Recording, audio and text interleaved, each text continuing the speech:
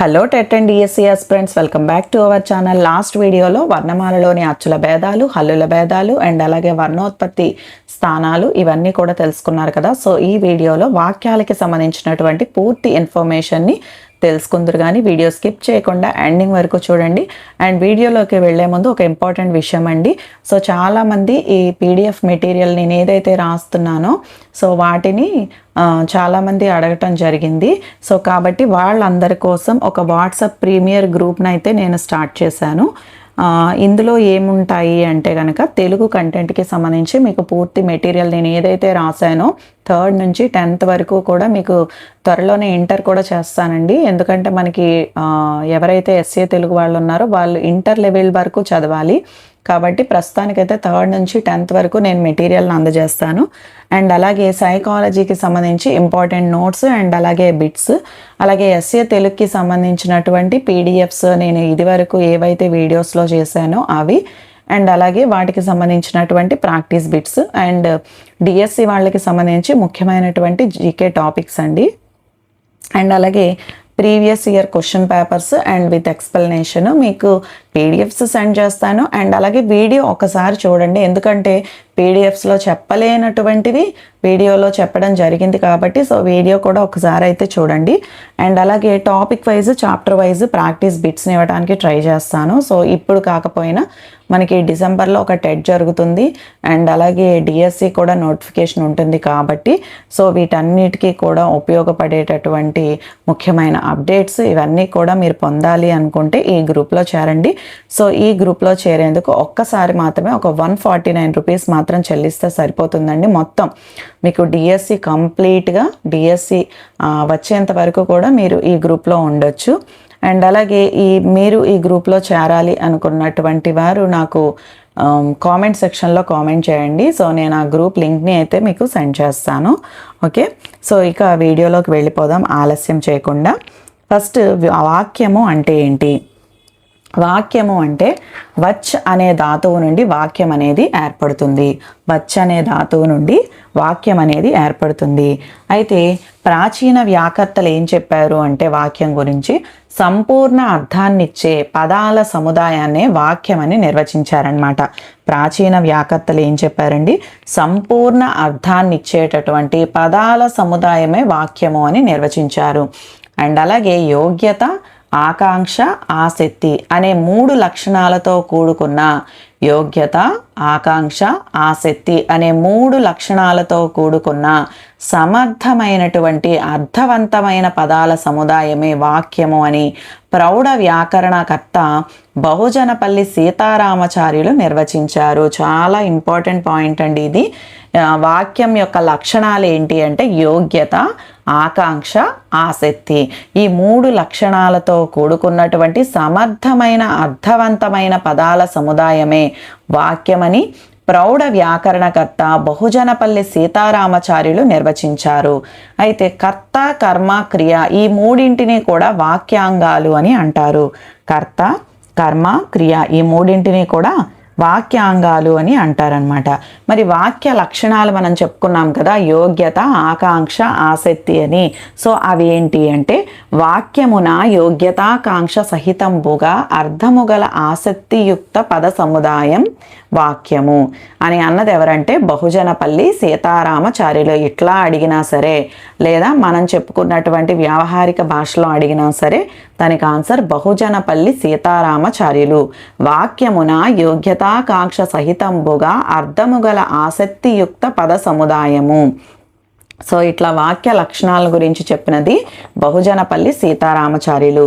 Next యోగ్యత అంటే ఏంటి అంటే పదాల అర్థాలకు పరస్పర సంబంధంలో తేడా లేకుండా ఉండటాన్ని ఏమంటారు అంటే యోగ్యత అని అంటారు. పదాల అర్థాలకు పరస్పర సంబంధంలో తేడా లేకుండా ఉండటం అన్నమాట.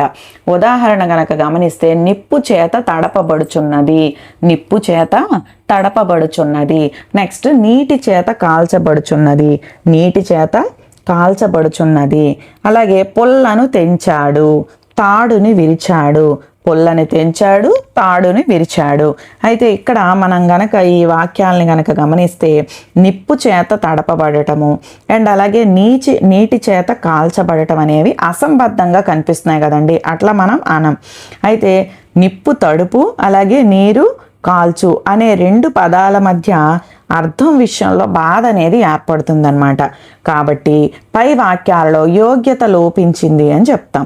అలాగే పుల్లను తెంచాడు, తాడుని విరిచాడు అనం కదండి. పుల్లను విరిచాడు, తాడుని తెంచాడు అంటాం.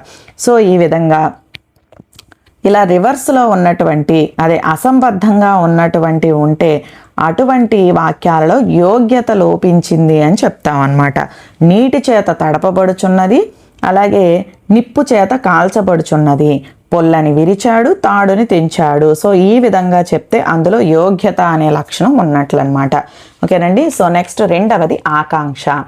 ఆకాంక్ష అంటే ఒక పదాన్ని ఉచ్చరించేటప్పుడు దానికి సంబంధించినటువంటి ఇతర పదాలను కూడా తెలుసుకోవాలనే ఉత్సుకతయే ఆకాంక్ష. ఒక పదాన్ని ఉచ్చరించేటప్పుడు దానికి సంబంధించిన ఇతర పదాలు కూడా తెలుసుకోవాలనే ఉత్సుకతయే ఆకాంక్ష. ఓకేనండి.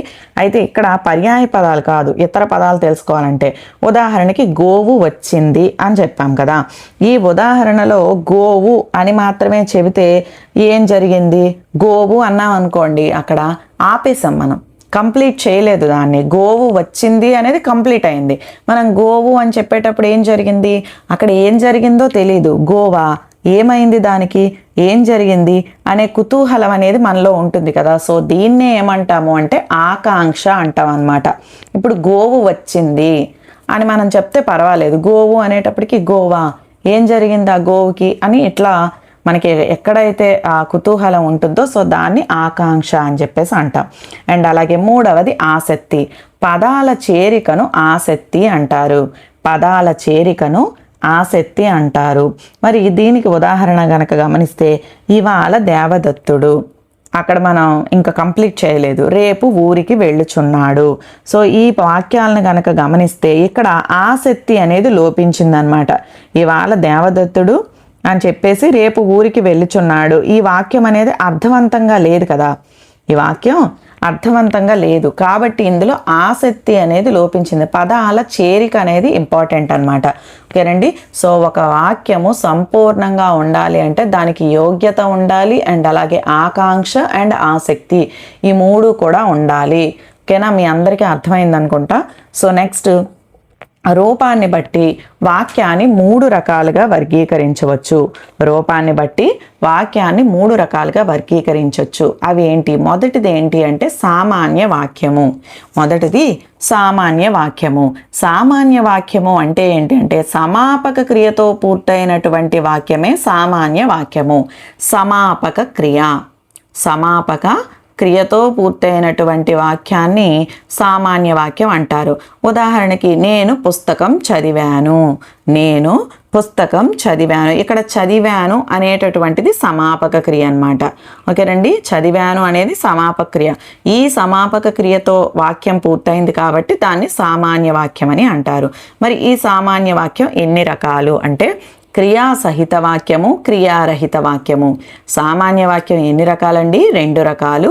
క్రియాసహిత వాక్యము, క్రియారహిత వాక్యం.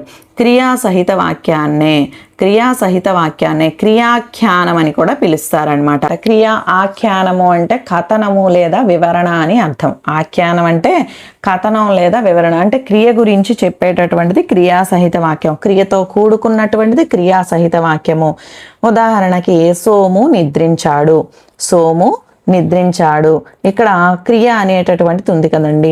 సో క్రియతో కూడుకున్నటువంటిది కాబట్టి ఇది క్రియాసహిత వాక్యము. నిద్రించాడు అనేటటువంటిది క్రియ. ఓకే. సో నెక్స్ట్ రెండవది ఏంటి అంటే క్రియారహిత వాక్యము. క్రియారహిత వాక్యము దీనిని సమీకరణ వాక్యాలు అని, నామాఖ్యాలు అని కూడా అంటారనమాట. నామాఖ్యానాలు, సమీకరణ వాక్యాలు అని అంటారు. వాక్యంలో క్రియ లేనటువంటివి క్రియారహిత వాక్యం. రహితము అంటే లేనటువంటివి, సహితము అన్నటువంటివి కూడుకున్నది అని అర్థం. క్రియతో కూడుకున్నది సహితము అంటే, క్రియారహితము అంటే లేనిది అని అర్థం. సో వాక్యంలో క్రియ లేనటువంటివి క్రియారహిత వాక్యాలు. వీటికే నామాఖ్యానాలు అని కూడా పేరుందనమాట. ఇందులో 2 నామబంధాలు ఉంటాయి. వాక్యంలోని మొదటి నామం ఏంటి అంటే ఉద్దేశ్యం అయితే రెండవ పదం ఏమవుతుందంటే విధేయం అవుతుంది. ఇందులో క్రియారహిత వాక్యంలో 2 నామబంధాలు అనేవి ఉంటాయి. వాక్యంలో మొదటి నామం అనేది ఉద్దేశ్యం అయితే రెండవ పదం విధేయం అవుతుంది. ఉదాహరణకి ఆమె రూపవతి అన్నాం. ఆమె రూపవతి. ఇందులో మొదటిది ఆమె అనేటటువంటిది ఏమవుతుందండి? ఉద్దేశం అవుతుంది. ఆమె అనేటటువంటిది ఉద్దేశం అవుతుంది. రూపవతి అనేటటువంటిది విధేయం అవుతుంది అనమాట. అండ్ నెక్స్ట్ అలాగే క్రియాసహిత వాక్యం అనేవి మరలా 2 విధాలు.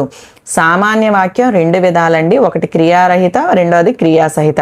మరలా క్రియాసహిత వాక్యం మరలా 2 విధాలు. ఏంటవి అంటే కర్త సహిత వాక్యము, కర్తరహిత వాక్యం. కర్త సహిత అంటే కర్తతో కూడుకున్నది, కర్తరహిత అంటే కర్త లేనటువంటిది అని అర్థం. కర్త సహిత వాక్యము అంటే కర్తతో కూడుకున్నది అని అర్థం. కర్తరహిత వాక్యము అంటే ఈ వాక్యాల్లో క్రియాపదం స్థానంలో ఉంది అనేటటువంటి రూపం ఉంటుందన్నమాట. ఉదాహరణకి బాధగా ఉంది. ఉదాహరణకి బాధగా ఉంది. ఎస్ఏ 2012లో ఇచ్చాడండి ఈ బిట్టు. బాధగా ఉంది అంటే దీనికి వేరే ఎగ్జాంపుల్స్ క్రియా రహిత వాక్యంతోనే మనకి ఎస్ఏ 2012లో ఇచ్చాడండి ఒక బిట్. సో కాబట్టి ఇది కూడా చాలా ఇంపార్టెంట్. ఇక్కడ మీరు ఉంది అంటే అది కర్తరహిత వాక్యం అనమాట. ఉంది అన్నాడు కదా కాబట్టి క్రియా సహిత వాక్యం అనుకునేరు. సో బాధగా ఉంది, ఉంది అనేటటువంటిది చివర్లో వస్తుంది అనమాట. సో దీన్నే కర్తరహిత వాక్యము అంటారు, అది గుర్తుపెట్టుకోండి.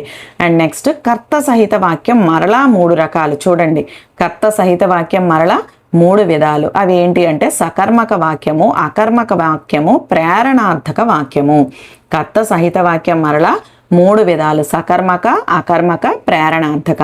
మరి సకర్మకము అంటే ఏంటి? పేరులోనే ఉంది, సకర్మకము ఉండటం అన్నమాట. కర్మ ఉన్నటువంటి, అందులో సకర్మక అంటే కర్మ ఉన్నటువంటి వాక్యాలు. ఉదాహరణకి ఎవరిని, దేనిని అనే ప్రశ్నలకు అవకాశం ఉండేటటువంటిదే సకర్మక వాక్యము. ఇది కూడా మనకి ప్రీవియస్ బిట్టేనండి, మోస్ట్ ఇంపార్టెంట్. ఎవరిని, దేనిని అనే ప్రశ్నలకు అవకాశం ఉండేటటువంటిదే సకర్మక వాక్యము. ఉదాహరణకి సీత అన్నం వండింది. సీత దేనిని వండింది అంటే అన్నము. ఇక్కడ సీత అనేది కర్త, అన్నము అనేది కర్మ, వండింది అనేది క్రియ. ఓకేనండి, సీత అన్నం వండింది, ఇది సకర్మక వాక్యము. నెక్స్ట్ అకర్మక వాక్యము. అకర్మక వాక్యము అంటే కర్మ లేనటువంటి వాక్యం అన్నమాట. అకర్మక వాక్యము అంటే కర్మ లేనటువంటి వాక్యం. ఎవరిని, దేనిని అనే ప్రశ్నలకు తావు లేనటువంటి వాక్యం అన్నమాట. ఎవరిని, దేనిని అనే ప్రశ్నలకు తావు లేనటువంటి వాక్యమే అకర్మక వాక్యము. నెక్స్ట్ 3వది ప్రేరణార్థక వాక్యము. ప్రేరణార్థక వాక్యము. ప్రేరణార్థక వాక్యము అంటే పని చేసింది ఒకరు, ఆ పనికి ప్రేరేపించింది ఇంకొకరు. పని చేసింది ఒకరు, ఆ పనికి ప్రేరేపించింది ఇంకొకరు అయితే సో దానిని ఏమంటారు అంటే ప్రేరణార్థక వాక్యాలు అంటారనమాట. క్రియాధాతువుకు ఇంచు అనేటటువంటి ప్రత్యయం చేరటం వలన ఈ వాక్యాలు ఏర్పడతాయి, ప్రేరణార్థక వాక్యాలు. ఉదాహరణకి చేయించు, చేయు, చేయించు. చదువు, చదివించు. అమ్మ నా చేత చదివించింది, ఆమె అన్నం తినిపించింది. ఇట్లా చేయించింది అని ఉంటే అదేమవుతుందండి? ప్రేరణార్థక వాక్యము అవుతుంది. ఓకేనండి, సామాన్య వాక్యం గురించి మరొక్కసారి తెలుసుకుందాం. సామాన్య వాక్యము అంటే సమాపక క్రియతో కూడినటువంటి వాక్యము.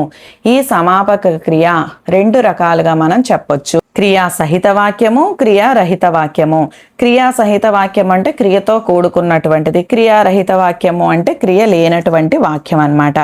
మరలా ఈ క్రియాఖ్యానము అంటే క్రియా సహిత వాక్యము, నామాఖ్యానము అంటే క్రియారహిత వాక్యం అని అర్థము. అండ్ అలాగే ఆమె రూపవతి. మన క్వశ్చన్ ఎట్లా అడుగుతాడు అంటే ఎస్ఏ తెలుగు వాళ్ళకి ఇంత డీటెయిల్డ్గా అడుగుతాడండి, ఎస్జిటి వాళ్ళకి నార్మల్గా అడుగుతాడు. కానీ చెప్పలేము, ప్రతి పాయింట్ కూడా ఇంపార్టెంట్గానే చూడండి. ఎవరికి ఎప్పుడు ఎట్లాంటి క్వశ్చన్ అడగాలో అసలు అంత అప్లికేషన్ మెథడ్ కాబట్టి కొంచెం లోతుగానే అడుగుతున్నాడు కాబట్టి ప్రతి పాయింట్ ఇంపార్టెంట్గానే చదవండి. సో ఇందులో ఇట్లా అడగొచ్చు, ఆమె రూపవతి లేకపోతే ఆమె గుణవతి, అతను డాక్టర్, ఇట్లా అడగొచ్చు. సో దీనిలో ఉద్దేశ్యమేది అండ్ అలాగే విధేయమేది. ఉద్దేశ్యం మొదటిది అవుతుంది, రెండవదేమో విధేయం అవుతుంది. ఓకేనండి. సో నెక్స్ట్ క్రియాసహిత వాక్యము, క్రియారహిత వాక్యం అని చెప్పుకున్నాం కదా. మరలా ఈ క్రియాసహిత వాక్యం 2 రకాలని చెప్పుకున్నాము. కర్త సహిత వాక్యము, కర్తరహిత వాక్యం. కర్త సహితము అంటే కర్తతో కూడుకున్నది. అలాగే కర్తరహిత వాక్యం అంటే ఈ క్రియాపద రూపంలో ఉంది అనేది ఉంటుంది. ఇది మోస్ట్ ఇంపార్టెంట్ పాయింట్ 2012లో ఇచ్చాడు. ఓకేనండి. ఉంది అనేటటువంటిది ఉంటే అది ఖచ్చితంగా కర్తరహిత వాక్యం అవుతుంది. ఓకే. సో నెక్స్ట్ ఏంటంటే ఈ కర్త సహిత వాక్యాన్ని మరలా 3 రకాలుగా చెప్పారు. అదేంటి అంటే సకర్మక వాక్యము, అకర్మక వాక్యము, ప్రేరణార్థక వాక్యము. సకర్మక పేర్లోనే ఉంది, కర్మతో కూడుకున్నటువంటిది. అకర్మకం కర్మ లేనటువంటిది, ఎవరిని దేనిని అనేటటువంటి దానికి ప్రశ్నలకు అవకాశం ఉండేది సకర్మక వాక్యం, ప్రశ్నలకు తావు లేనిది అకర్మక వాక్యం అన్నమాట. నెక్స్ట్ ప్రేరణార్థక వాక్యం అంటే ఏంటి? పని చేసింది ఒకరైతే చేయించింది మరొకరు అన్నమాట. ఇటువంటి వాక్యాలు ప్రేరణార్థక వాక్యాలు. ఈ క్రియాధాతువుకి ఏం చేరుస్తుంది అంటే ఇంచు అనేటటువంటి ప్రత్యయం చేర్చబడుతుంది అన్నమాట. ఓకే. సో ఇది సామాన్య వాక్యానికి సంబంధించినటువంటి పాయింట్స్ అండి. నెక్స్ట్ సంశ్లిష్ట వాక్యము. సంశ్లిష్ట వాక్యము అంటే ఒకటి కానీ అంతకంటే ఎక్కువ కానీ అసమాపక క్రియలు కలిగి సమాపక క్రియతో పూర్తి అయితే దానిని సంశ్లిష్ట వాక్యం అని అంటారు. సంశ్లిష్ట వాక్యం అంటే ఒకటి కానీ అంతకంటే ఎక్కువ కానీ అసమాపక క్రియలు కలిగి సమాపక క్రియతో పూర్తయితే దానిని సంశ్లిష్ట వాక్యము అని చెప్పేసి అంటారు. ఉదాహరణకి ఇంట్లో అందరూ చూస్తుండగానే దొంగతనం జరిగింది. ఇక్కడ ఒక సమాపక క్రియ ఉంది. ఏంటది? జరిగింది అనేటటువంటిది సమాపక క్రియ. చూస్తుండగానే అది ఇంకా కంప్లీట్ కాల, అది అసమాపక క్రియ. ఓకేనండి. అండర్లైన్ చూసాను, గమనించండి. చూస్తుండగానే అనేది అసమాపక క్రియ, జరిగింది అనేది సమాపక క్రియ. ఈ విధంగా ఒకటి కానీ అంతకంటే ఎక్కువ కానీ అసమాపక క్రియలు కలిగి సమాపక క్రియతో పూర్తయితే ఆ వాక్యాన్ని సంశ్లిష్ట వాక్యం అని అంటారు. మరి ఈ సంశ్లిష్ట వాక్యం ఎన్ని రకాలు అంటే ఇవి 4 రకాలు. అవి మొట్టమొదటి సత్రార్థక వాక్యము. చాలా ఇంపార్టెంట్ అండి. మీకు గ్రామర్ పాయింట్కి వచ్చేటప్పటికి సత్రార్థము, చాదర్థకము, క్వార్థము వీటితో ప్రతి టెట్లో కూడా ఒక బిట్ అయితే డెఫినెట్లీ వచ్చింది కాబట్టి చాలా ఇంపార్టెంట్ పాయింట్స్ ఇవి. సత్రార్థకము అనగా వర్తమానకాల అసమాపక క్రియ. సత్రార్థకము అనగా వర్తమానకాల అసమాపక క్రియ. మొదటి క్రియాపదంపై తూ, చూ, చున్ అనేటటువంటి ప్రత్యయాలు చేరితే ఏర్పడేటటువంటిదే సత్రార్థక వాక్యము. ఓకేనండి. మొదటి క్రియాపదంపై తూ, చూ, చున్ అనే ప్రత్యయాలు చేరితే ఏర్పడేదే సత్రార్థక వాక్యము. ఉదాహరణ గనక గమనిస్తే ఆయన నోటితో మాట్లాడుతూ నొసటితో వెక్కిరిస్తాడు. మాట్లాడుతూ. ఓకే. సో నెక్స్ట్ ఆయన పాఠం చెప్పుచున్ నవ్విస్తున్నాడు. చున్ చెప్పుచున్. 3 ఆమె సినిమా చూచుచూ ఫోను మాట్లాడుతుంది. ఓకే. సో అన్నీ కూడా జరుగుతున్నవి అని గుర్తుపెట్టుకోండి. ఆయన పాఠం చెప్పుచున్ అంటే చెబుతూ నవ్విస్తున్నాడు, 2 జరుగుతున్నాయన్నమాట. నెక్స్ట్ ఆమె సినిమా చూస్తూ ఫోన్ మాట్లాడుతుంది. సో ఈ విధంగా మనకి ఇచ్చినటువంటి క్రియాపదంపై తూ కానీ, చూ కానీ, చున్ కానీ ఏర్పడితే అవి సత్రార్థక వాక్యము. సత్రార్థక వాక్యం అంటే ఏంటి? వర్తమానకాల అసమాపక క్రియ. నెక్స్ట్ రెండవది చాదర్థక వాక్యము. చాదర్థకము అనగా భవిష్యత్కాలిక అసమాపక క్రియ. చాదర్థకము అనగా భవిష్యత్కాలిక అసమాపక క్రియ. మొదటి క్రియాపదంపై తే, ఇతే, ఇనన్ అనే ప్రత్యయాలు చేరతాయి. మొదటి క్రియాపదంపై తే, ఇతే, ఇనన్ అనేటటువంటి ప్రత్యయాలు చేరతాయి. షరతులను సూచించే క్రియలే చాదర్థక క్రియలు. ఈ పాయింట్ ఇంపార్టెంట్ అండి. షరతును సూచించేటటువంటి క్రియలు ఏవి అంటే చాదర్థక క్రియలు. ఉదాహరణకి వర్షాలు పడితేనే పంటలు పండుతాయి. ఇది షరతే కదండి. వర్షాలు పడితేనే పంటలు పండుతాయి, కష్టపడి రాస్తేనే నీకు ఇది దక్కుతుంది, ఇట్లా అన్నమాట. వానలు కురిసినన్ పంటలు పండును. నెక్స్ట్ వానలు కురిస్తే వరదలు వస్తాయి. తే ఇది భవిష్యత్కాలిక అసమాపక క్రియ. ఓకేనండి. మనకిచ్చినటువంటి వాక్యాల్లో తే అనేటటువంటి ప్రత్యయం కానీ, ఇతే అని కానీ, ఇనన్ అనేటటువంటి ప్రత్యయాలు చేరితే అవి చాదర్థక వాక్యాలు. ఓకేనండి. సో నెక్స్ట్ క్వార్థకము. ఇది భూతకాలిక అసమాపక క్రియ. క్వార్థకము అనేది భూతకాలిక అసమాపక క్రియ. మొదటి క్రియాపదంపై మొదటి క్రియాపదంపై ఈ అనేటటువంటి ప్రత్యయం చేరుతుంది. ఉదాహరణకి లక్ష్మి అన్నం తిని బయటకు వెళ్ళింది. లక్ష్మి అన్నం తిని బయటకు వెళ్ళింది. సో ఇది క్వార్థకం అన్నమాట, భూతకాలిక అసమాపక క్రియ. నాలుగవది అప్యర్థకము. క్రియాపదంపై యన అనేటటువంటి ప్రత్యయం చేరటం వలన ఏర్పడేటటువంటి వాక్యమే అప్యర్థక వాక్యము. క్రియాపదంపై యన అనేటటువంటి ప్రత్యయం చేరటం వలన ఏర్పడేటటువంటి వాక్యమే అప్యర్థక వాక్యము. ఒక వాక్యం ప్రతిపాదించే రెండు వ్యాపారాల్లో కూడా వైవిధ్యం ఉన్నప్పుడే అప్యర్థకాన్ని వాడతారు. ఇది కూడా మోస్ట్ ఇంపార్టెంట్ పాయింట్ అండి. ఒక వాక్యం ప్రతిపాదించే రెండు వ్యాపారాల్లో కూడా వైవిధ్యం ఉన్నప్పుడే అప్యర్థకాన్ని వాడతారు. ఉదాహరణకి ఆమె వచ్చినా ఆయన రాలేదు, వైవిధ్యం ఉంది కదా. ఆమె వచ్చినా ఈయన అనేటటువంటి ప్రత్యయం చేరుతుంది. ఆమె వండినా ఆయన తినలేదు, ఓకేనండి, ఈయన.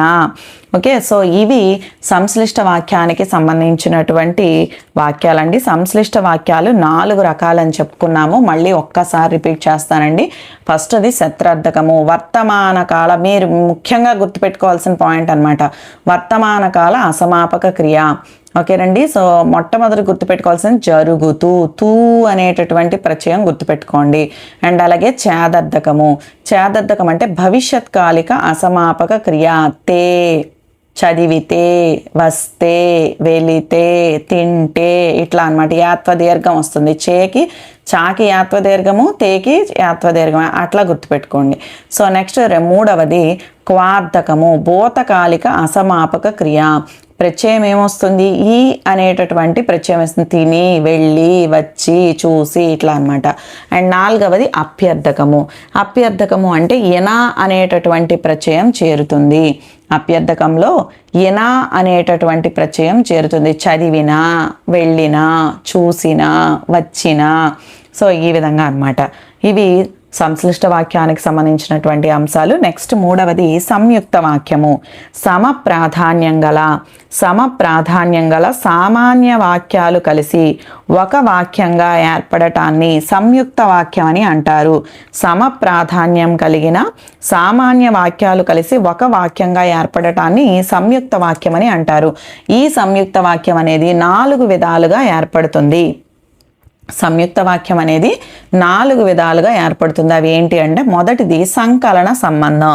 2 వాక్యాలు ఒకదాని తర్వాత మరొకటి సంబంధం కలిగి ఉన్నట్లు చెప్పటమే సంకలన సంబంధం. ఓకేనండి. సంయుక్త వాక్యం 4 వాక్యాలుగా ఏర్పడుతుంది అని చెప్పుకున్నాము. ఈ మహావాక్యము అని దేన్ని అంటారు అంటే అది కూడా సంయుక్త వాక్యమే. అండ్ సంకలన సంబంధము అంటే 2 వాక్యాలు ఒకదాని తర్వాత మరొకటి సంబంధం కలిగి ఉన్నట్లు చెప్పటం సంకలన సంబంధం. ఉదాహరణకి రాముడు పరాక్రమవంతుడు, సీత అందమైనది. ఈ 2 ఒకదాని తర్వాత ఒకటి సంబంధం కలిగినట్లు ఉన్నాయన్నమాట. ప్రియాంక ఆడగలదు, ప్రియాంక పాడగలదు. దాన్ని ఎట్లా చెప్తాము? అంటే 2 చోట్ల ఉన్నటువంటి ఆ నామవాచకం ఏదైతే ఉందో దాన్ని ఒకసారి రాస్తే సరిపోతుంది. ప్రియాంక ఆడగలదు, పాడగలదు. అక్కడ 2 నామవాచకాలు ఒకటే కాబట్టి వేరు వేరు అనేటప్పుడు ఒకటే రాయకూడదు. 2 నామవాచకాలు ఒకటే కాబట్టి ఒకసారి రాస్తే సరిపోతుంది. ఇక్కడ రాముడు పరాక్రమవంతుడు అందమైనదని రాస్తామా? రాముడు పరాక్రమవంతుడు, సీత అందమైనది. ఓకేనండి. సో నెక్స్ట్ సంకలన సంబంధం సూచించడానికి మరియు గాక అనే పదాలు వాడతారు. ఇది ఇంపార్టెంట్ అండి. సంకలన సంబంధం సూచించడానికి మరియు గాక అనే పదాలు వాడతారు. ఈ మరియు గాక అనే వస్తే అది కూడా మనకి సంయుక్త వాక్యమే అవుతుంది అనమాట. డీటెయిల్గా అడిగితే ఏ సంబంధాన్ని పాటిస్తుందంటే సంకలన సంబంధాన్ని పాటిస్తుంది.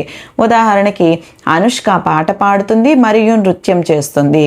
అనుష్క పాట పాడుతుంది మరియు నృత్యం చేస్తుంది. అనుష్క పాట పాడటమే గాక నృత్యం చేస్తుంది. అనుష్క పాట పాడడమే గాక నృత్యం చేస్తుంది. సో నెక్స్ట్ వికల్ప సంబంధం. 2 లేదా అంతకంటే ఎక్కువ వాక్యాల మధ్య సందేహం కలిగినటువంటి పదాలు ఉండటం అన్నమాట. వికల్ప సంబంధం అంటే 2 లేదా అంతకంటే ఎక్కువ వాక్యాల మధ్య సందేహం కలిగినటువంటి పదాలు ఉండటం అన్నమాట. ఉదాహరణకి ఆమె రచయిత్ర, ఆమె కవయిత్రియా? ఆమె రచయిత్రియా ఆమె కవయిత్రియా అని అడిగారు. సో రెండిట్లో ఆమె అనేటటువంటి ఉంది కాబట్టి ఒక్క నామవాచకం రాస్తే సరిపోతుంది. ఆమె రచయిత్ర కవయిత్ర. ఇట్లా సందేహం అడిగేటటువంటిది ఏం సూచిస్తుంది అంటే వికల్ప సంబంధము. నెక్స్ట్ మూడవది వైరుధ్య సంబంధము. వైరుధ్య సంబంధాన్ని సూచించే వాక్యాల మధ్య తప్పకుండా కానీ అని వచ్చి తీరుతుంది. వైరుధ్య సంబంధం సూచించేటటువంటి వాక్యాల మధ్య తప్పకుండా కానీ అని వచ్చి తీరుతుంది. రైలు వచ్చింది కానీ చుట్టాలు రాలేదు. రైలు వచ్చింది కానీ చుట్టాలు రాలేదు. ఉరుములు మెరుపులు వచ్చాయి కానీ వర్షం పడలేదు. ఇట్లా అన్నమాట. నెక్స్ట్ నాలుగవది కార్యకారణ సంబంధము. కార్యకారణ సంబంధాన్ని సూచించే వాక్యాల మధ్య తప్పకుండా కాబట్టి వస్తుంది. ఇక్కడ పంటలు బాగా పండటం అనేది కార్యము. దేని వలన? వర్షాలు కురవటం అనేది కారణం. ఈ వర్షాలు కురవటం అనే కారణం చేత పంటలు బాగా పండాయి అంటే అక్కడ కార్యం బాగా జరిగింది అని అర్థం. సో ఇక్కడ కాబట్టి అని వస్తుంది అనమాట, కార్యకారణ సంబంధము. ఓకేనండి.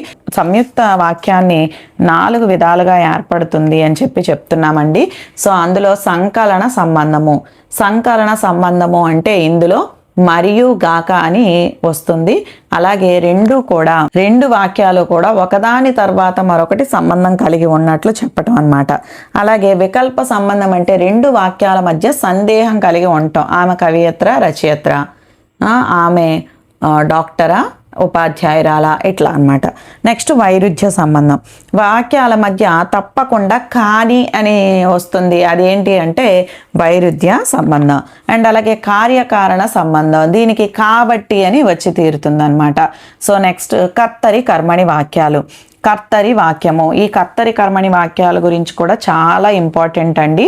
సో మనకి ఇందులో కొన్ని పాయింట్స్ అనేవి ఖచ్చితంగా నేర్చుకుంటే ఈజీగా ఉంటుంది. సో మనకి ఇచ్చినటువంటి ఏవైతే వాక్యాలు ఉన్నాయో ఆ వాక్యాలని మనం కర్తరి నుంచి కర్మణికి, కర్మణి నుంచి కర్తరికి మార్చడం. అండ్ అట్లాగే అసలు కర్తరి వాక్యం ఎట్లా ఉంటుంది, కర్మణి వాక్యం ఎలా ఉంటుందో చూద్దాము. కర్తరి వాక్యము అంటే కర్త ప్రధానంగా గల వాక్యాలను కర్తరి వాక్యాలు అంటారు. అయితే ఈ కర్తరి వాక్యంలో కర్మకు ద్వితీయ విభక్తి వస్తుంది. మోస్ట్ ఇంపార్టెంట్ పాయింట్ అండి. ఖచ్చితంగా ఇలాగే అడగడు, కాకపోతే అతనికి నచ్చినటువంటి పేపర్ ఎవరైతే తయారు చేస్తారో వాళ్ళకి నచ్చిన వేలో మిమ్మల్ని అడుగుతారు. కానీ మీరు కాన్ఫిడెంట్గా ఉండాలన్నమాట ఆ టాపిక్ మీద. కర్మకు ద్వితీయ విభక్తి వస్తుంది. క్రియ కర్తను అనుసరించి ఉంటుంది. క్రియ అనేది కర్తను అనుసరించి, అక్కడ మనం మగవాళ్ళ గురించి చెప్పుకున్నాం అనుకోండి వచ్చాడు అంటాం, ఆడవాళ్ళ గురించి చెప్పామనుకో వచ్చింది అంటాం, ఇట్లా అనమాట. క్రియ అనేది కర్తని అనుసరించి ఉంటుందన్నమాట. ఉదాహరణ మనం గనక గమనిస్తే పోతన భాగవతంను రచించెను. పోతన భాగవతంను రచించెను. ఇక్కడ కర్త ప్రధానంగా ఉంది పోతన. Okay, first point. రెండవది కర్మకు ద్వితీయ విభక్తి వస్తుంది అన్న. ద్వితీయ విభక్తి అంటే ఏంటండి? నిన్, నున్, లన్, కూర్చి, గురించి కదా ద్వితీయ విభక్తి అంటే. అక్కడ ను అనేటటువంటిది కానీ నీ కానీ వస్తుంది. భాగవతంను. ఓకే, ను అనేటటువంటిది మనం రౌండ్ చేసాం కదా, సో అది ద్వితీయ విభక్తి. క్రియ అనేది కర్తని అనుసరించి ఉంటుంది. పోతనని అనుసరించే రచించెను లేదా రచించాడు అంటాం, రచించింది అనం. ఓకేనండి. సో ఇది కర్తరి వాక్యము. మోస్ట్ ఇంపార్టెంట్ అండి. కర్తరి వాక్యంలో కర్మకు ద్వితీయ విభక్తి వస్తుంది. మనకి ఎట్లా అడుగుతున్నాడంటే సరి కానిది సరి అయినది, దీనిలో కర్తరి వాక్యానికి సంబంధించి సరి కానిది, దీనిలో కర్మణి వాక్యానికి సంబంధించి సరి అయినది, ఇట్లా క్వశ్చన్స్ అడుగుతున్నారు కదా. అప్పుడు 4 పాయింట్లు ఇచ్చి అడగొచ్చు, కాబట్టి పాయింట్స్ గుర్తుపెట్టుకోండి. నెక్స్ట్ కర్మణి వాక్యము.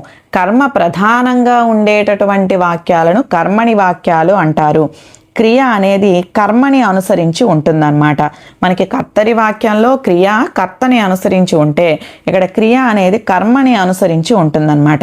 అలాగే కర్త తర్వాత, కర్త ఏదైతే ఉందో దాని తర్వాత చేత అనే తృతీయ విభక్తి వస్తుంది. సంస్కృత వ్యాకరణ సాంప్రదాయాన్ని అనుసరించి తెలుగులో ఏర్పడినటువంటివి అన్నమాట ఇవి. కర్మణి వాక్యాలు అనేవి సంస్కృత వ్యాకరణ సాంప్రదాయాన్ని అనుసరించి తెలుగులో ఏర్పడ్డాయి. అట్లా కూడా అడుగుతాడు. సంస్కృత సాంప్రదాయాన్ని అనుసరించి తెలుగులో ఏర్పడినటువంటి వాక్యాలేంటి? ఓకేనండి. కర్మణి వాక్యాలు. క్రియకు బడు అనే ధాతువు చేరును. కర్మణి వాక్యంలోనే చేత బడి గుర్తుపెట్టుకోండి. ఓకే, చేత కర్త పక్కన చేత ఉంటుంది, క్రియలో బడు అనేటటువంటి ధాతువు చేరుతుంది. ఇది కర్మణి వాక్యము. కర్తరి వాక్యంలో ద్వితీయ విభక్తి ఉంటుంది, కర్మణి వాక్యంలో తృతీయ విభక్తి ఉంటుంది. ఓకేనండి. సో ఇక్కడ ఉదాహరణకి పోతనచే భాగవతం రచింపబడింది. పోతన అనేది కర్త, దాని పక్కన చేత వచ్చింది కదా. అండ్ అలాగే క్రియలో బడు అనే ధాతు చేర్చమని చెప్పాం కాబట్టి రచించబడింది. పోతనచే భాగవతం రచింపబడింది. ఓకేనండి. నెక్స్ట్ మరికొన్ని వాక్య భేదాలని గనక గమనిస్తే, మొట్టమొదటిది ప్రార్థనా వాక్యము. ఎదుటి వారి నుండి సహాయం కోరుతూ చెప్పబడేటటువంటి వాక్యమే ప్రార్థనార్థక వాక్యము. ఇవి మీకు జతపరుచుట్లో అడుగుతున్నాడు. ఎస్జిటి వాళ్ళకు కూడా అన్ని ఎగ్జామ్స్లోనూ వీటికి సంబంధించినటువంటి క్వశ్చన్స్ అనేవి ఉన్నాయి. ప్రార్థనార్థక వాక్యము అంటే ఎదుటి వారి నుండి సహాయం కోరుతూ చెప్పబడే వాక్యమే ప్రార్థనార్థక వాక్యం. ఉదాహరణకి దయచేసి మీ పుస్తకం ఇవ్వగలరా, ఫలానా ఊరు వెళ్ళటానికి దారి చెప్పగలరా, ఇలా అనమాట. చాలా పొలైట్గా అడగటం అనమాట ప్రార్థనార్థక వాక్యం. రెండవది ఆశ్చర్యార్థక వాక్యము. ఆశ్చర్యంను, వింతను, విచారాన్ని వ్యక్తపరిచేటటువంటి వాక్యమే ఆశ్చర్యార్థక వాక్యం అనమాట. ఆశ్చర్యార్థక వాక్యం అంటే ఆశ్చర్యంను, వింతను, విచారాన్ని వ్యక్తపరిచే వాక్యం ఆశ్చర్యార్థక వాక్యం. ఆహా, ఈ దృశ్యం ఎంత మనోహరం, అయ్యో ఇలా జరిగిందే, ఓహో ఎంత అద్భుతమో. సో ఇట్లా అనమాట ఆశ్చర్యాన్ని, వింతను తెలిపేటటువంటి వాక్యం. మూడవది ఆత్మార్థక వాక్యము. పని చేసింది, ఆ కార్యఫలాన్ని, క్రియాఫలాన్ని అనుభవించేది ఒక్కరే. క్రియాధాతు మీద కొను అనేటటువంటి ప్రత్యయం చేరుతుంది. ఆత్మార్థక వాక్యము ఇక్కడ మీరు గనక గమనిస్తే నేను అనేది ముఖ్యంగా అంటే తన కోసం తాను పనిచేసేటటువంటిది అనమాట. ఓకేనండి. చాలా రేర్ కేసెస్లో అడుగుతాడు ఇది. ఆత్మార్థక వాక్యం అనేటటువంటిది పని చేసింది, ఆ కార్యఫలాన్ని, క్రియాఫలాన్ని అనుభవించేది ఒక్కరే. ఎదుటివారి కోసం చేయట్లేదు, మన కోసం మనం చేస్తాం. అది ఆత్మార్థక వాక్యం అనమాట. అయితే ఇక్కడ క్రియాధాతు మీద కొను అనేటటువంటి ప్రత్యయం చేరుతుంది. ఉదాహరణ కనుక గమనిస్తే మహాత్మా గాంధీని గురువుగా ఎంచుకున్నాడు. మనకి ఎట్లా అడగొచ్చు, మహాత్మా గాంధీని గురువుగా ఎంచుకున్నాడు అనేటటువంటిది ఏ వాక్యము, ఇట్లా అడగొచ్చు. లేదా ఆత్మార్థక వాక్యంలో ఏ ప్రత్యయం చేరుతుంది క్రియకు అంటే కొను అనేటటువంటి ప్రత్యయం దేనికి చేరుతుంది, క్రియక, కర్తక, కర్మక, ఇట్లా అడగొచ్చు. సో కాబట్టి క్వశ్చన్ ఎన్ని రకాలుగా మనం వేసుకోవాలి మీరు ఇలా లైన్ టు లైన్ చదివేటప్పుడు. ఓకే. సో నెక్స్ట్ హేత్వర్ధక వాక్యము. హేతువు లేదా కారణం సూచించేటటువంటి వాక్యము. హేత్వర్ధకము, హేతువు అంటే కారణం అని చెప్పుకున్నాం కదా, కారణం సూచించేటటువంటి వాక్యము. వానలు కురిస్తే పంటలు పండుతాయి. వానలు కురిస్తే పంటలు పండుతాయి. సో ఇక్కడ మనకి కురిస్తే మనం అది కూడా గమనించుకోవాలి. కురిస్తే అనేటప్పుడు ఛేదర్థకం అని చెప్పుకున్నాం మనం. తే అనేటటువంటి ధాతు వచ్చింది కదా. సో తే అనే ధాతు వస్తే అది ఛేదర్థకం అవుతుంది. మీకు ఇచ్చినటువంటి ఆప్షన్స్ని మీరు గమనించాలి. ఛేదర్థకం ఇవ్వలేదు అనుకోండి, హేత్వర్ధకమో ఆత్మార్థకమో ఇట్లా ఇచ్చాడు అనుకోండి, అప్పుడు హేత్వర్ధకం అవుతుంది అది. ఓకేనా. వానలు కురిస్తే పంటలు పండుతాయి. పంటలు పండడానికి కారణం ఏంటి, వానలు కురవటం కదా. సో నెక్స్ట్ నిశ్చయార్థక వాక్యము. ఒక విషయాన్ని ఖచ్చితంగా తెలిపే వాక్యాన్ని నిశ్చయార్థక వాక్యము అంటారు.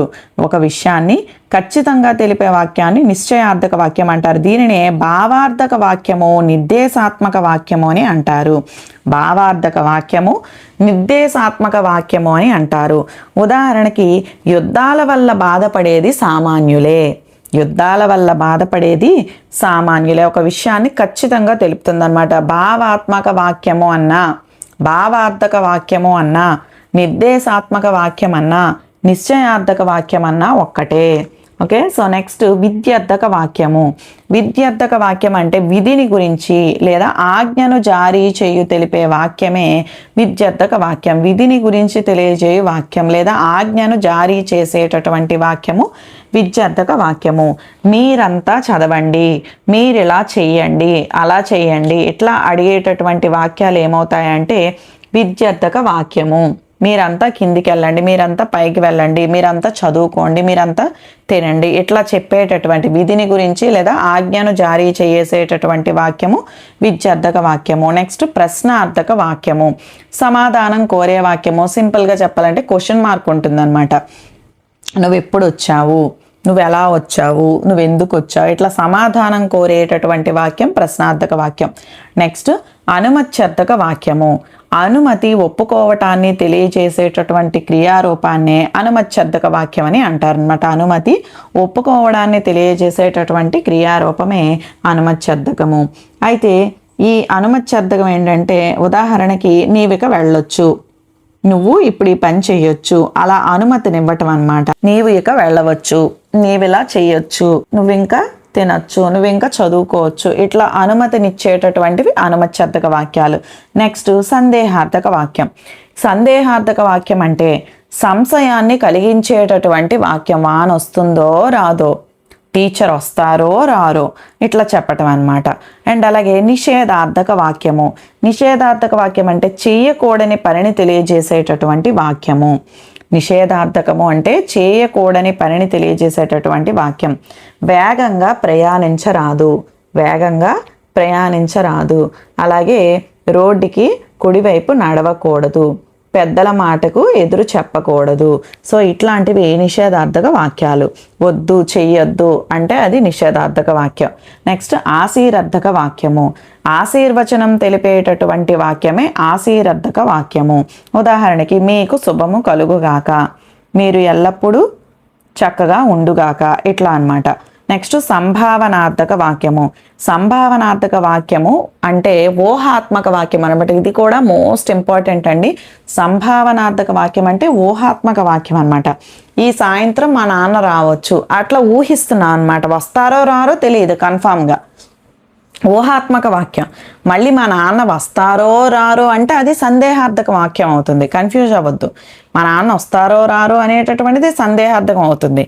ఇది మా నాన్న రావచ్చు, రాకపోవచ్చు, ఇట్లా తెలిపేది ఏమీ అవుతుందంటే సంభావనార్థక వాక్యం అవుతుంది. సో ఇవండి మొత్తం వాక్యాలకు సంబంధించినటువంటి పాయింట్స్ అన్నీ కూడా. సో ఇప్పుడు ప్రాక్టీస్ బిట్స్ని కొన్ని చూద్దాం. ఫస్ట్ వన్, ఒకే కర్త క్రియతో ఉండేటటువంటి వాక్యము. ఒకే కర్త క్రియతో ఉండేటటువంటి వాక్యము. ఆప్షన్స్: ఏ సంయుక్త వాక్యము, బి సంశ్లిష్ట వాక్యము, సి సామాన్య వాక్యము, డి బి మరియు సి. కరెక్ట్ ఆప్షన్ సి సామాన్య వాక్యము. ఒకే కర్త క్రియతో ఉండే వాక్యము సామాన్య వాక్యము. అండ్ నెక్స్ట్, రెండు లేదా అంతకంటే ఎక్కువ స్వతంత్ర ఉపవాక్యాలు గల వాక్యము. రెండు లేదా అంతకంటే ఎక్కువ స్వతంత్ర ఉపవాక్యాలు గల వాక్యము. ఆప్షన్స్: ఏ సామాన్య వాక్యము, బి సంయుక్త వాక్యము, సి సంశ్లిష్ట వాక్యము, డి ఆత్మార్థక వాక్యము. కరెక్ట్ ఆప్షన్ బి సంయుక్త వాక్యము. స్వతంత్ర ఉపవాక్యం అన్నాడు కదండి, కాబట్టి సంయుక్త వాక్యం కరెక్ట్ ఆప్షన్. నెక్స్ట్, ప్రధాన వాక్యంతో పాటు ఆశ్రిత ఉపవాక్యం ఉండే వాక్యము. ప్రధాన వాక్యంతో పాటు ఆశ్రిత ఉపవాక్యం ఉండే వాక్యము. ఆప్షన్స్: ఏ సంశ్లిష్ట వాక్యము, బి సామాన్య వాక్యము, సి సంయుక్త వాక్యము, డి నిశ్చయార్థక వాక్యము. కరెక్ట్ ఆప్షన్ ఏ సంశ్లిష్ట వాక్యము. ప్రధాన వాక్యంతో పాటు ఆశ్రిత ఉపవాక్యం ఉండే వాక్యము సంశ్లిష్ట వాక్యము. నెక్స్ట్, క్రింది వాటిలో వాక్య లక్షణం కానిది. క్రింది వాటిలో వాక్య లక్షణం కానిది. ఆప్షన్స్: ఏ యోగ్యత, బి సామీప్యము, సి ఆకాంక్ష, డి ఆసక్తి. క్రింది వాటిలో వాక్య లక్షణం కానిది. ఆప్షన్ కరెక్ట్ ఆప్షన్ బి సామీప్యము. మిగతా మూడు యోగ్యత, ఆకాంక్ష, ఆసక్తి మూడు కూడా వాక్య లక్షణాలే, కానిది సామీప్యము. Correct option B. నెక్స్ట్, క్రింది వాటిలో సరి అయినది. ఆ తుఫాను వచ్చి పంటలు దెబ్బతిన్నాయి. హేత్వర్ధకము. ఆ వానలు కురిసిన పంటలు పండలేదు. అప్యర్థకము. ఈ వర్తమాన కాల అసమాపక క్రియ. ఛాదర్థకము. ఆప్షన్స్: ఏ ఆ సరి అయినవి, బి ఆ ఈ సరి అయినవి, సి ఆ ఈ సరి అయినవి, డి ఆ ఈ సరి అయినవి. సో కరెక్ట్ ఆప్షన్ ఏంటి అంటే ఏ అండి, ఆ సరి అయినవి. తుఫాను వచ్చి పంటలు దెబ్బతిన్నాయి. పంటలు దెబ్బతినటానికి కారణం ఏంటి? తుఫాను రావటం. హేత్వర్ధకం, హేతు ఉంది. అండ్ అలాగే వానలు కురిసినా పంటలు పండలేదు. ఈ నా అనే ప్రత్యయం కురిసినా, చదివినా అట్లా చెప్పాం కదా, అప్యర్థకం. వర్తమాన కాల అసమాపక క్రియ ఛేదర్థకం అన్నాడు, అది కాదండి, ఛేదర్థకం కాదు, శత్రర్థకం. So correct option A. Next, నేను బంగారం కొనుక్కున్నాను. నేను బంగారం నా కోసం నేను కొనుక్కున్నాను. నా కోసం నేను చేసేటటువంటి పని, నేనే పని చేస్తాను, నేనే అనుభవిస్తాను, అట్లా ఉన్నటువంటిది ఏ వాక్యము? ఆప్షన్స్: ఏ ప్రేరణార్థక వాక్యము, బి ఆత్మార్థక వాక్యము, సి నిశ్చయార్థక వాక్యము, డి హేత్వర్ధక వాక్యము. కరెక్ట్ ఆప్షన్ బి ఆత్మార్థక వాక్యం. నా కోసం నేనే బంగారం కొనుక్కున్నాను, నా కోసం నేను చేసింది కాబట్టి అది ఆత్మార్థక వాక్యము. నెక్స్ట్, ఊహను సూచించే క్రియ ఉన్నటువంటి వాక్యము. ఊహను సూచించే క్రియ ఉన్న వాక్యము. ఆప్షన్స్: ఏ సందేహార్థక వాక్యము, బి సంభావనార్థక వాక్యము, సి అనుమత్యర్థక వాక్యము, డి ఆత్మార్థక వాక్యము. కరెక్ట్ ఆప్షన్ బి సంభావనార్థక వాక్యము. ఊహను సూచించే ఊహాత్మక వాక్యము అన్నాం కదా, సో సంభావనార్థక వాక్యము కరెక్ట్ ఆప్షన్. సో నెక్స్ట్, ఈ పుస్తకం రచయితచే రచింపబడింది. కర్తరి వాక్యము. ఈ పుస్తకం రచయితచే రచింపబడింది. దీనికి కర్తరి వాక్యం. ఆప్షన్స్: ఏ రచయిత ఈ పుస్తకాన్ని రచించాడు, బి ఈ పుస్తకం రచయిత రచించాడు, సి పుస్తకం రచయిత రాశారు, డి ఈ పుస్తకం రచయిత రచించబడలేదు, రచించబడింది అన్నాడు. కర్తరి వాక్యం రాయమన్నాడు. చే బడు అనేటటువంటి ధాతువుని తీసేయాలన్నమాట. రచయిత ఈ పుస్తకాన్ని రచించాడు అనేది కరెక్ట్ ఆప్షన్ అవుతుందన్నమాట. Correct option A. నెక్స్ట్, కర్మణి వాక్యంలో కర్తకు చేరేటటువంటి విభక్తి. కర్మణి వాక్యంలో కర్తకు చేరేటటువంటి విభక్తి. ఆప్షన్స్: ఏ ప్రథమ, బి ద్వితీయ, సి తృతీయ, డి చతుర్థి. సో కరెక్ట్ ఆప్షన్ సి తృతీయ. ఓకేనండి, కర్మణి వాక్యంలో కర్తకు చేరే విభక్తి తృతీయ విభక్తి. నెక్స్ట్, కర్తరి వాక్యంలో కర్మకు చేరేటటువంటి విభక్తి. ఆప్షన్స్: ఏ ప్రథమ, బి ద్వితీయ, సి తృతీయ, డి చతుర్థి. కరెక్ట్ ఆప్షన్ బి ద్వితీయ. నెక్స్ట్, క్రింది వాటిలో కర్మణి వాక్యము. ఆప్షన్స్: ఏ రైతు పొలాన్ని దున్నాడు, బి పొలం రైతుచే దున్నబడింది, సి రైతు పొలంలో పనిచేశాడు, డి రైతు పంట పండించాడు. కరెక్ట్ ఆప్షన్ కర్మణి వాక్యం అంటే ఏమన్నా? చేత బడి, చే అనేటటువంటిదేనా? ఓకే, పొలం రైతు చే దున్నబడింది, బడు అనే ధాతు వచ్చింది కాబట్టి ఇది కరెక్ట్ ఆప్షన్ అనమాట. Correct option B. నెక్స్ట్, క్రింది వాటిలో సంభావనార్థక వాక్యము. ఆప్షన్స్: ఏ అతడు తప్పకుండా వస్తాడు, బి అతడు రావచ్చు, సి అతడు వచ్చాడు, డి అతడు రాడు. సో కరెక్ట్ ఆప్షన్ బి అతడు రావచ్చు లేదా రాకపోవచ్చు, ఊహిస్తున్నాం. అతడు తప్పక వస్తాడు అంటే నిశ్చయార్థక వాక్యం అవుతుంది. అతడు రాడు అంటే వ్యతిరేకార్థక వాక్యం అవుతుంది. ఓకేనండి, అతడు రావచ్చు అంటే అది సంభావనార్థక వాక్యం అవుతుందన్నమాట. నెక్స్ట్, క్రింది వాటిలో సరికాని వాక్యము. క్రింది వాటిలో సరికాని వాక్యము. ఆప్షన్స్: ఏ నేను ఈ పని చేయగలను, సామర్థ్యార్థక వాక్యము. సామర్థ్యార్థక వాక్యం ఒకటి నేను ఇవ్వలేదు కదండి. సామర్థ్యం అంటే ఒకరి యొక్క సామర్థ్యాన్ని తెలిపేది. చేయగలదు, చేయగలడు అనేటటువంటివి వస్తాయన్నమాట చివర్లో. ఓకేనా, చేయగలదు, చేయగలడు అనేటటువంటివి వస్తాయి. ఈ పాయింట్ ఇవ్వటం మర్చిపోయానండి. సామర్థ్యార్థక వాక్యము. సో నెక్స్ట్, నేను ఈ పని చేయగలను, సామర్థ్యార్థక వాక్యము. బి రేపు వర్షం పడవచ్చు, సందేహార్థక వాక్యము. సి అమ్మ నా చేత చదివించింది, ప్రేరణార్థక వాక్యము. డి చేతులు శుభ్రంగా కడుక్కో, విద్యార్థక వాక్యము. క్రింది వాటిలో సరికాని వాక్యం అన్నాడు. సరికాని వాక్యము ఏది అంటే కరెక్ట్ ఆప్షన్ బి రేపు వర్షం పడవచ్చు. ఇక్కడ నేను ఈ పని చేయగలను, వాళ్ళల్లో ఉన్న సామర్థ్యాన్ని తెలుపుతుంది. చేయగలడు అన్నా, చేయగలను అన్నా, చేయగలదు అన్నా ఇట్లా వస్తే సామర్థ్యార్థక వాక్యము. ఈ వాక్యం గుర్తుపెట్టుకోండి. అండ్ అలాగే రేపు వర్షం పడవచ్చు, రేపు వర్షం పడుతుందో పడదో, రేపు వర్షం వస్తుందో రాదో అంటే అది సందేహార్థకం. అట్లా అడగలేదు. రేపు వర్షం పడవచ్చు, పడవచ్చు పడకపోవచ్చు, ఊహిస్తున్నాం అనమాట రేపు వర్షం పడుతుంది అని. సో అది సంభావనార్థక వాక్యం అవుతుంది. అమ్మ నా చేత చదివించింది అనేది ప్రేరణార్థకం అవుతుంది. చేతులు శుభ్రంగా కడుక్కో, వాళ్ళ యొక్క విధిని తెలియజేస్తున్నాం, ఆజ్ఞను జారీ చేస్తున్నాం కాబట్టి అది విద్యార్థక వాక్యం అవుతుంది. కాబట్టి కరెక్ట్ ఆప్షన్ బి. నెక్స్ట్, సమయానికి బయలుదేరితే రైలును అందుకుంటావు. సమయానికి బయలుదేరితే రైలును అందుకుంటావు. ఆప్షన్స్: ఏ ప్రేరణార్థకము, బి హేత్వర్ధకము, సి చాదర్థకము, డి క్వార్థము. కరెక్ట్ ఆప్షన్ సి చేదర్థకము. తే అనేటటువంటి ప్రత్యయం చేరింది కదండి, ఇది చేదర్థకము. నెక్స్ట్, క్రియాధాతువు మీద ఈ అనే ప్రత్యయం చేరగా ఏర్పడేటటువంటి వాక్యము. ఆప్షన్స్: ఏ క్వార్థము, బి శత్రర్థకము, సి చేదర్థకము, డి అప్యర్థకము. కరెక్ట్ ఆప్షన్ ఏ క్వార్థము. సో ఇవండి ప్రాక్టీస్ బిట్స్ వీటికి సంబంధించినవి. సో నెక్స్ట్ మరొక ఇంట్రెస్టింగ్ వీడియోతో మళ్ళీ మీ ముందుకు వచ్చేస్తాను. వీడియో కనుక నచ్చితే లైక్ చేయండి, షేర్ చేయండి, కామెంట్ చేయండి, సబ్స్క్రైబ్ చేయటం మర్చిపోకండి. Thank you.